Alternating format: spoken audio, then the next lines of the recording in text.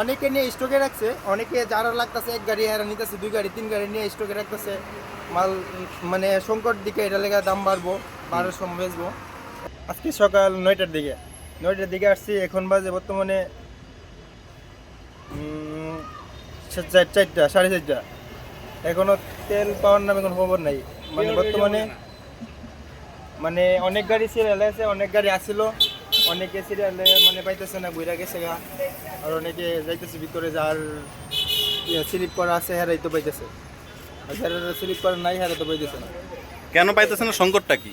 সংকটটা অন্যরা ওরা বলতেছে ডিজেল নাই, ডিজেল একবার শেষ হয়ে গেছে, একটু লোকটেন আছে, কিন্তু এখন বর্তমানে কোনো স্লিপ মিলিপ দেওয়া হইতেছে না, বন্ধ আছে। এই স্লিপ বন্ধ তাহাতে অনেকে চলে দিয়েছে, অনেকে থাকতেছে।